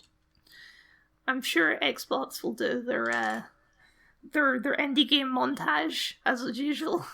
Yeah. ID Xbox, look at all these titles. Like, I care about 2 of these games. Yeah, EA had this fun-looking indie game last year that I've not heard anything about since. It was like a little girl and she was on a boat and there was like shadow monsters and stuff. I don't remember the exact details, I just remember like, that looks interesting. And then nothing came of it. That's EA in a nutshell. Oh, that looks interesting. Never see it again. Hey, last year EA released a game. Remember? What? EA released a game. It released Unravel 2 at their press conference. I have no memory. That's because you don't care about Unravel, and neither do I. But it's the thing that they did, so, you know. Kyle, fixture of this podcast, a fixture of what this show is about, and we haven't even spoke about them. Microsoft Casual Game. Microsoft Casual Game. Have we even covered Microsoft Casual Games on the podcast official? Oh yeah, we have. I feel like we have multiple times. I feel like we only did that in the test episodes. No, I'm sure we have. Let's just talk about them and never actually explain what they are anyway. Because you've gone really into Solitaire recently, so... Yeah, I haven't played it for a couple of weeks, but yeah, I've been really into the Solitaire. And recently I 100%ed Microsoft Ultimate Word Games, which is a true accomplishment in my life. Clap, clap, clap. But yeah, Nathan, I do think that it's going to be a twist reveal at the Microsoft conference. They're going to pivot, and it's going to be like, all of the Microsoft Casual games are now on Xbox. They'll have an MLG Pro Microsoft Casual game of chess, and you won't know what it is until it says chess. You're like, oh my god, I had no idea that was chess. Microsoft Chess. Microsoft Chess. They've Major Nelson versus Phil Spencer. No, they have to bring out like YouTubers that you might have heard of and might not have heard of. You want Ninja versus Markiplier? I was absolutely going to say Markiplier. Markiplier versus bring out Markiplier. He won't actually say anything. He'll just come up on stage and play the game. It's just like, comes up, here's Markiplier. Microphone. Yeah. Here. But they put his name up on the thing, and it's like a pre-scripted female voice that says it. It's not the guy on stage. Here's Markiplier. Well, no, they don't say Markiplier. They say his actual name. No, Mark Edward Fischbach. Yeah. That's it. That's the showstopper.